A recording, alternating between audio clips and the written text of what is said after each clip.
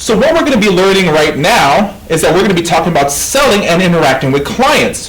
When you're an entrepreneur in a business, you're going to be constantly selling. You're going to be constantly trying to sell your products, your services, like your home health services or your softwares, whatever you're trying to do, you're always going to be trying to sell your services. And so in the home health industry, you want to be able to know and learn how to sell. Knowing how to sell non-verbally can greatly increase your highly effectiveness. It can also increase your client's effectiveness as well. So non-verbal is not only important for your bottom line, but also important for your client's bottom line. So let's talk about the negative non-verbal signals, specifically nervous cues. If you want to be able to bond with a client, you're going to have to know how and when to put them at ease. You want to be able to recognize self-soothing behaviors. A self-soothing gesture is what people do when they're nervous and they want to calm themselves down. This is any calming self-touching gesture. People sometimes think that we do this when we're nervous is because we remember when. If you want to bond with clients, you have to know how and when to put them at ease. So you need to be able to recognize self-soothing behaviors. A self-soothing gesture is what people do when they're nervous and they want to calm themselves down. It is any calming or self-touching gesture. Many researchers think that we do this because when we're nervous, it reminds us when our mothers used to pat our heads when we were babies. So we normally do this to remind us to calm ourselves down. Not only do you have to watch this with your clients, you also want to avoid doing this yourself because no one wants to use somebody's services if you're nervous. Here are some of the most common nervous cues. Wringing hands is something that people do when they're anxious. Touching the suprasternal notch right here. It's the indent between your two clavicles. People often touch this when they're nervous. They may also touch a tie or they adjust it, or maybe there's a jewelry right here that they will actually adjust. Cracking knuckles or pulling fingers is a self-soothing nervous gestures. Rubbing the arms or the back of the hands, biting our tongue or nervously biting our fingers or our inside cheeks.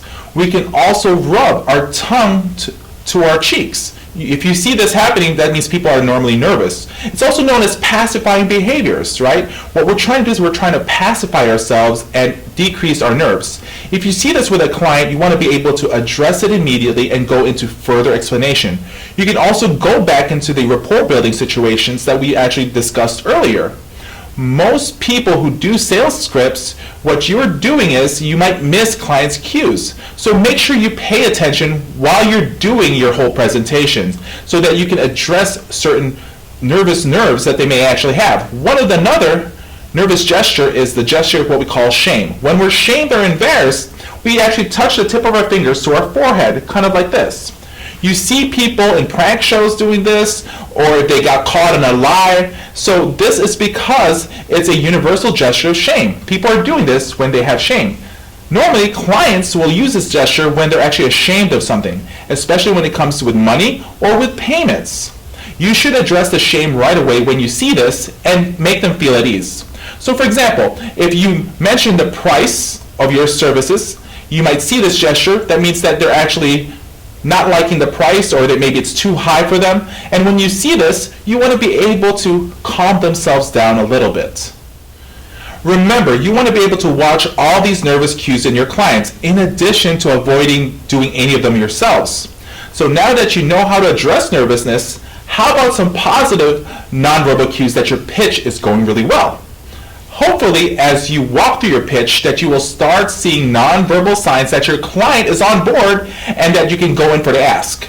Some of the most common positive cues is nodding with your points, right? If where your person you're trying to talk to is actually nodding while you're talking to them and explaining your information to them, right? That means they're engaged, right? When they're rubbing their hands, right? That means when they rub it like this, not ringing like this, okay? When somebody's rubbing their hands like this, it brings blood to the surface of your hands. People usually do this when they're excited about you, whether they're excited to eat or they're excited what you're actually giving them. Now, if you see your client's toes pointing up to the sky, this is very good, especially if they're bouncing in the balls of their feet. This is an optimistic and positive move. So let's go ahead and find why we do this. Chin stroking. When people stroke their chins, just like in the cartoons, it typically means that they're thinking or contemplating. This is usually a good sign because it shows that your client is engaged and trying to process what you're trying to give them. So you want to be able to give them some time to think it through, or go ahead for the close and start asking for those patient referrals. So we're talking a lot about reading your client's body language. Well, how about your body language? In addition to minimizing your nervous cues, what else can you do while building rapport to make yourselves look better so that you can maximize and start getting more referrals and more business from the people you're presenting to? So what this is going to do is this is going to help you to be seen as successful. And as we learned from the Harvard study, is that it helps you make you feel more successful. The best thing is to be able to show humble confidence, but be confident that you know you're going to get your products used. What do we mean about humble confidence? It means that you're self-assured and poised. You need to be able to show that you're not overly aggressive. To do this, let's go ahead and review some of the confidence cues. So what should you do before you walk into a pitch? Do the Superman or Wonder Woman stance, or your feet up, your arms back, your trunk and your vitals exposed, right? You want to be able to claim territory. You want to be able to have your chest up, right? You want to roll your shoulders backward and not slump forward. You want to be able to use all these before you walk into somebody's meeting. You don't want to. Some of these you don't want to do when you're standing in the hallway, right? I always suggest that maybe you can actually do this while you're outside when you're about to walk into the building. Now, you don't want to walk into somebody's office and then all of a sudden put your feet up in somebody's table, right? So you don't want to be seen doing this sometimes because then it makes you look like you're aggressive. Here is some modified power poses that you can use in the room, right? Where you actually prepped and you're already confident, you feel strong, your testosterone is up, your cortisol level is down. So here are some modified power poses that you can actually use. So you can still have your face up, your chin up. You want to make sure you don't have non-contracted legs. Don't tuck it under some chairs. Okay? You want to be able to go ahead and create gestures. Keep your hands on the table, not under the table. You want to be able to show your hands, right? So by you doing this, you're signifying confidence to people. So other ones that you can talk about is loose upper body, having your chest up, your shoulders back.